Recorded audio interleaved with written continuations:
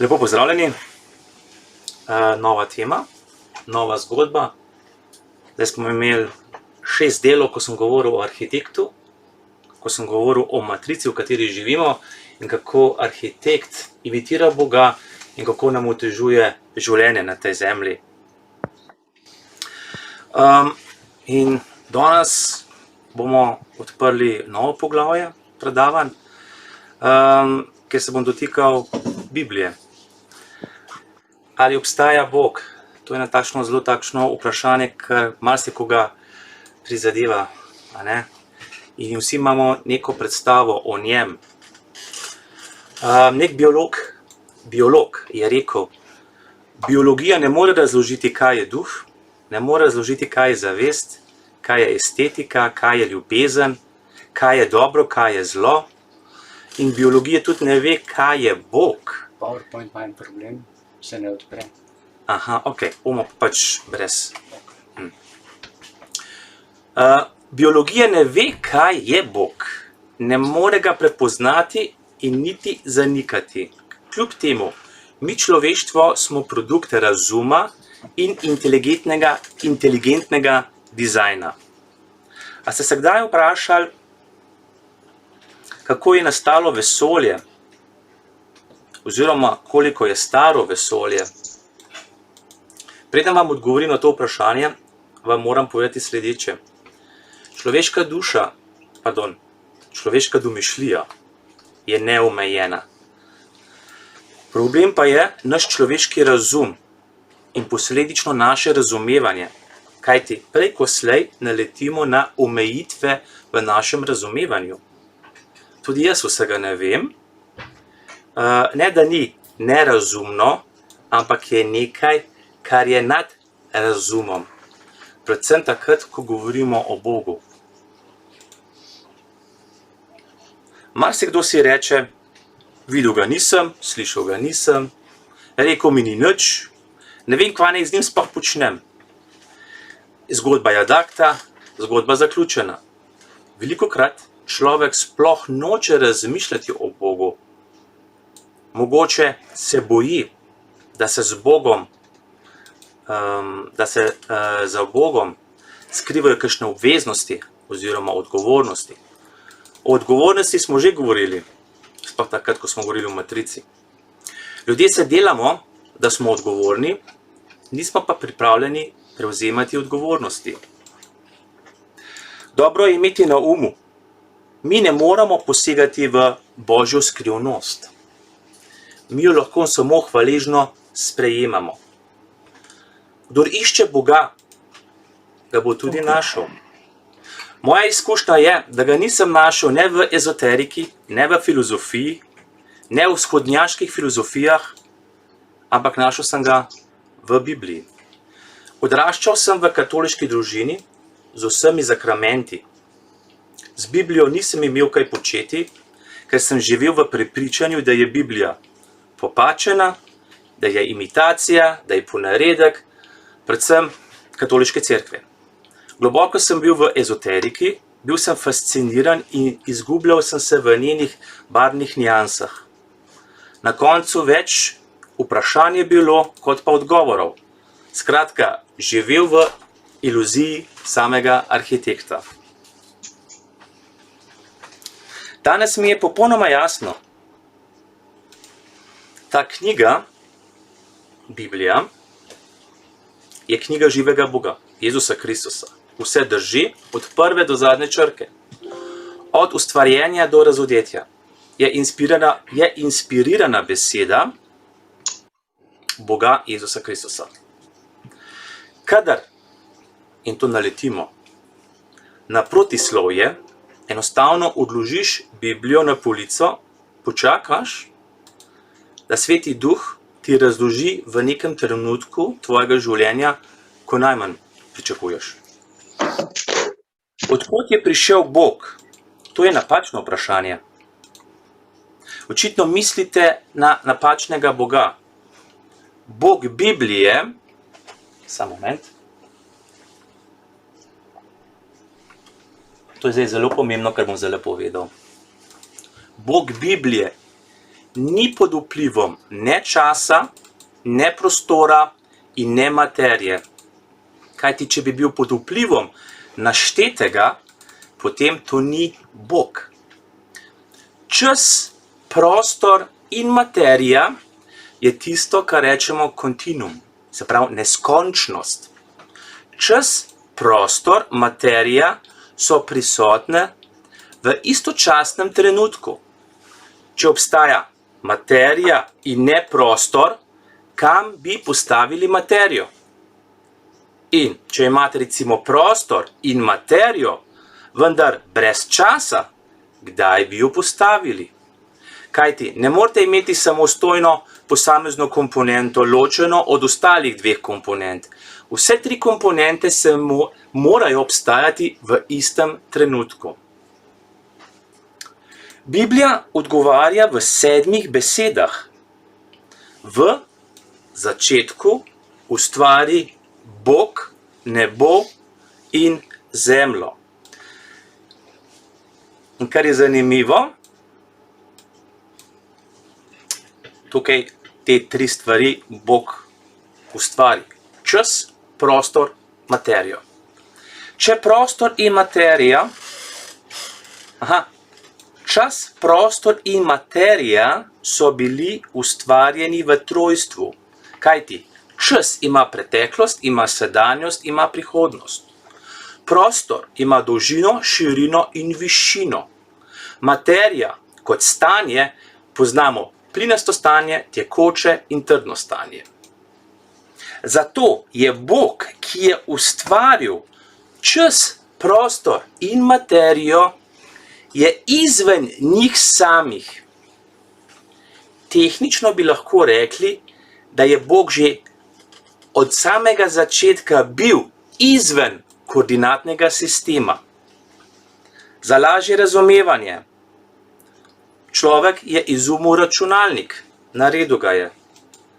Ta človek je v tem primeru stvaritelj, ker ga je naredil, ampak on ni v računalniku.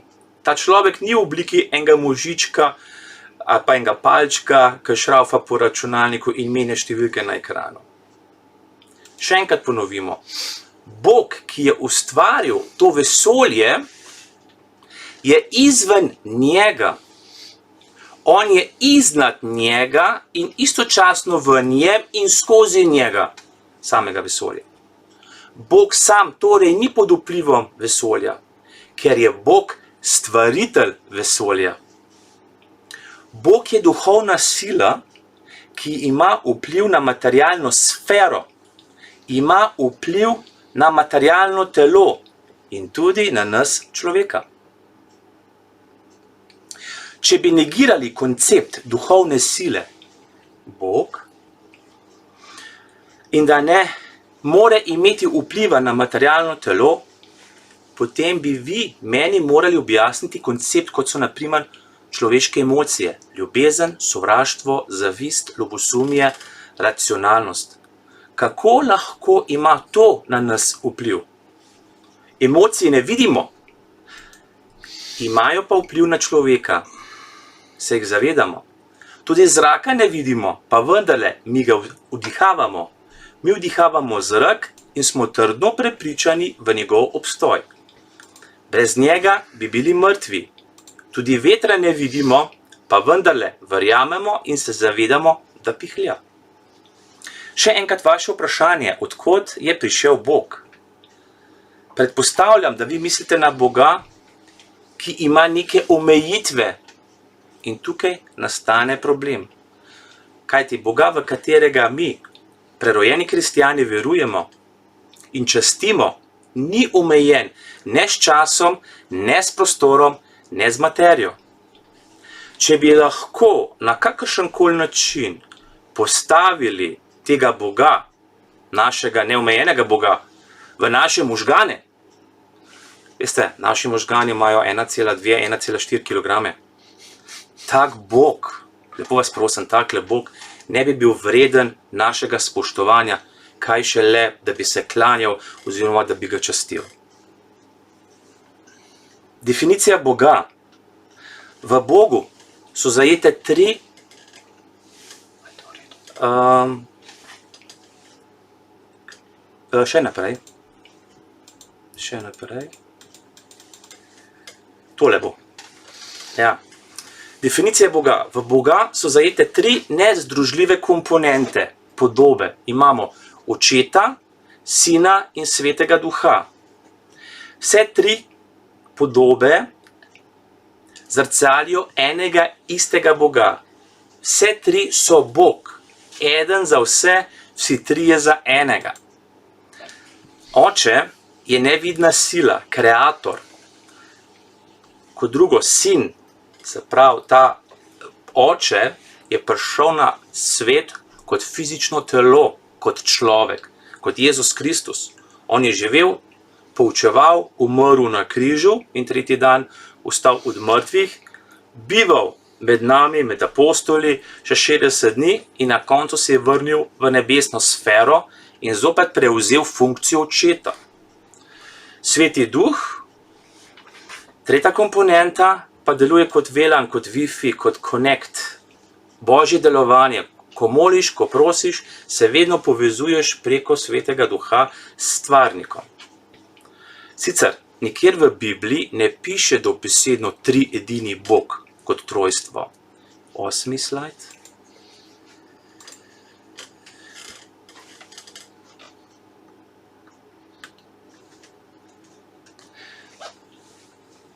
Pomen trojstva je bil reduciran na eno oziroma označuje eno osebnost. Za lažje razumevanje recimo primer vode. Voda ima kemijsko formulo H2O. Voda je lahko kot led, kot voda, kot para. Vse troje predstavlja H2O. Niso izmenljivi, niso identični, pa kljub temu je osnova vseh 3 komponent voda, H2O. Bog je življenje. Voda predstavlja življenje, tako kot tudi Bog, ki je živ od nekdaj in večen, ni jo tudi ustvaril vodo. In še ena razlaga trojstva je recimo razlaga v slovenskem jeziku primer višja oblika vikanja oziroma onikanje. Recimo starejši ljudi smo iz spoštovanja onikali. Recimo oni so rekli, mama so sporočili. Ne? Mislimo eno osebo, ampak sliši se množina. Se spomnite, kako so nazivali kralje v preteklosti ali kako danes nagovarjajo angleško kraljico? Vaše veličanstvo, vaša visokost. Ja, to je to. To sem zdaj zelo na kratkem razložil o Bogu, ampak tukaj bom zdaj, ker smo imeli težave na začetku, bi prosil drug slajd.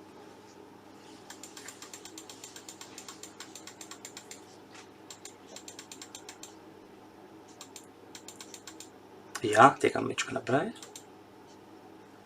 Ja, takole. Nekaj treba ločiti. Mi imamo na eni strani stvarnika, Boga, na drugi strani imamo stvarstvo. In ko se mi povezujemo z Bogom, se vedno povezujemo s stvarnikom, ker stvarnik je vse ustvaril. Kajti, če govorimo recimo o stvarstvu, govorimo o vesolju, govorimo potem o angelih, ker Bog je ustvaril angele, lahko bi govorili o planetih, o naši zemlji, ki je ustvarjena, se pravi naša narava, naše človeštvo, naš živalski svet, rastlinski svet. Se pravi, to je produkt stvarnika. In treba je tukaj ločiti, ker ljudje imajo tukaj napačno razumevanje. In kaj se je zgodilo zadnjič? Zadnjič je ena članica potožila, jo bom poimenoval, se bom zdaj izmišljal imena, jo bom imenoval gospo Dušica. Povabila enega gospoda, ki bom imenoval Dušan. Dušica je povabila Dušana na Zoom in ko sem razlagal pač o arhitektu, sem govoril tudi o svetnikih, govoril sem tudi o Devici Mariji, govoril sem tudi o papeštvu. In gospod Dušan se je počutil prizadetega, ker sem pač nekaj govoril, kar ni bilo v njegovem stilu. Pač ima drugačna prepričanja, vsak lahko razmišlja, kakor hoče.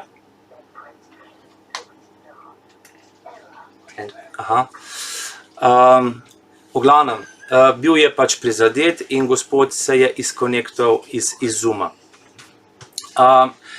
Jaz moram nekaj povedati. Kadarkoli vi molite, se obračate vedno k stvarniku, nikoli k stvarstvu. Kadarkoli ljudje molijo oziroma prošnje naslavljajo na Devico Marijo, na svetnike, to ni Bogu pogodu. Ampak, ker so pač katoliki zavedeni, mislijo, da delajo prav, ker je to rekel župnik. In zdaj bi pa jaz prosil, če greš na 9. slajd.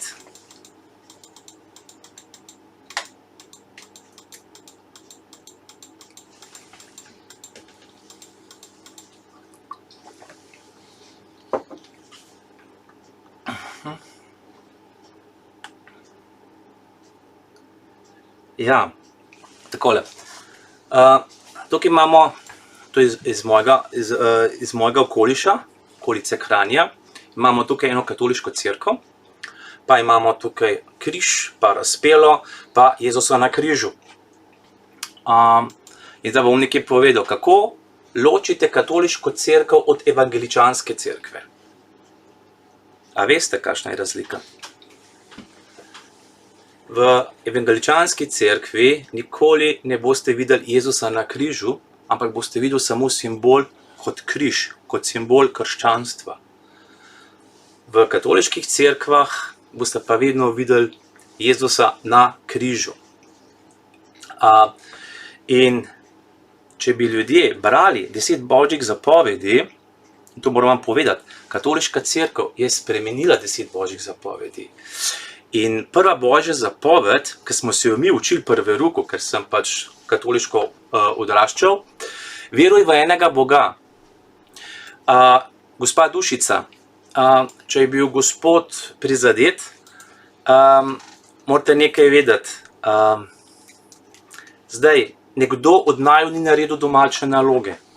Če gospod Dušan misli, da je naredil domačo nalogo, če je on naredil, pa da je potem bil prizadet, ker sem pač bil kritičen do papeštva, pa do katoliške cerkve, potem vam moram nekaj povedati. Če je on naredil domačo nalogo, pomeni, da jaz lažem. In če jaz lažem, pomeni, da tale knjiga, Sveto pismo, je knjiga pravljic.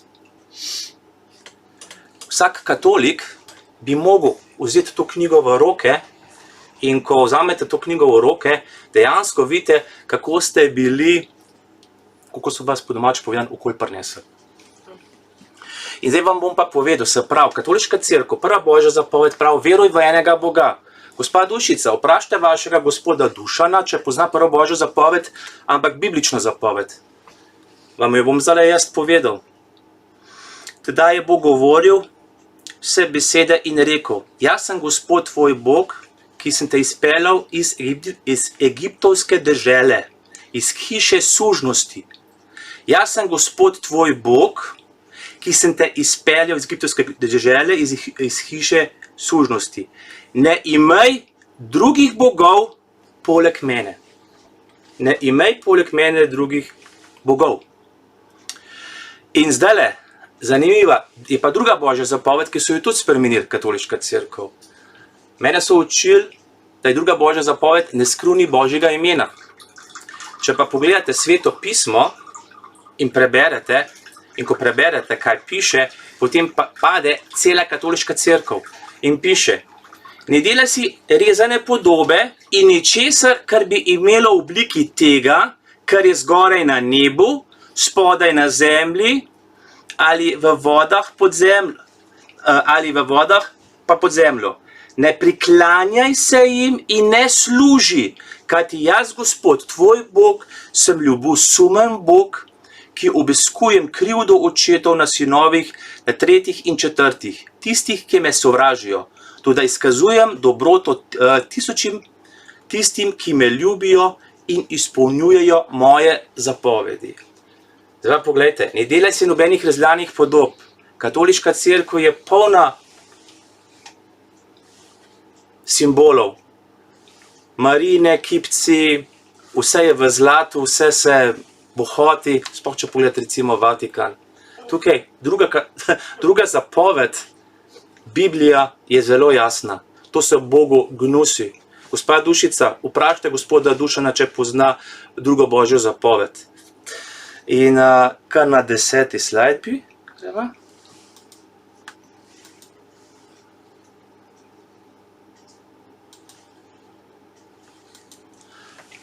Ja, in zdaj smo tlele, ne, češčenje Device Marije, ker to je bilo tudi njemu, je šlo, je bil razočaran, ker sem pač mal bil kritičen. Devica Marija, malikovanje, in moramo pogledati psalme 115, Bog in bogovi, in piše, ne nam, Gospod, ne nam, temveč svojemu imenu daj slavo, zaradi svoje dobrote, zaradi svoje zvestobe. Zakaj bi narodi govorili, ki je vendarle njihov Bog? Naš Bog je v nebesih, vse, kar mu ugaja, je storil. Njihovi maliki, pazite zdaj, njihovi maliki so srebro in zlato, delo človeških rok, usta imajo, pa ne govorijo, oči imajo, pa ne vidijo, ušesa imajo, pa ne slišijo, nos imajo, pa ne duhajo, svoje roke pa ne tipajo, svoje noge pa ne hodijo, glasu ne dajo iz svojega grla, kakor oni so tisti, ki so jih naredili, vsak, ki zaupa vanje. Glejte, vi morate nekaj vedeti, Marija, pa tudi če je devica Marija, ne, mati vseh src, ne, ona ni stvarnik, ona je produkt, ona je stvarstvo, produkt stvarstva, a ne, in ne moramo mi njo častiti. Prosim, če daš nasleden. In Luka, prvo poglavje 38, je en insert, ko spregovori Marija in reče, Marija je rekla, glej, Gospodova služabnica sem, zgodi se mi po tvoji besedi. In angel je šel od nje. A ne? Ona je sama rekla, jaz sem potem služabnica, ona je sprejela to vlogo, da je pač zanosila od Svetega Duha in prevzela to vlogo. Ampak katoliška cerkev je z nje naredilo boginjo, a ne? In njo se časti kot boginjo. In ima tudi svoj praznik. Ja, potem pa še en slajd. Nova, ja. In zdaj bom spet pogledal, kaj govori druga Mojzesova knjiga, 23. poglavje, 13. vrstica. Izpolnjujte vse, kar sem vam rekel. Imen drugih bogov ne omenjajte, naj jih tvoja usta ne izgovarjajo.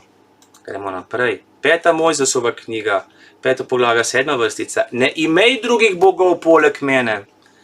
Potem knjiga Kraljev, 17. poglavje, 37. vrstica. Držite se zakonov in odlokov, postave in zapovedi, ki vam jih je zapisal. In jih izpolnjujte vse dni. Ne častite drugih bogov. Janez, 14. poglavje, 6. vrstica. Jezus mu je dejal, jaz sem pot, jaz sem resnica in življenje. Nihče ne pride k očetu drugače kot po meni.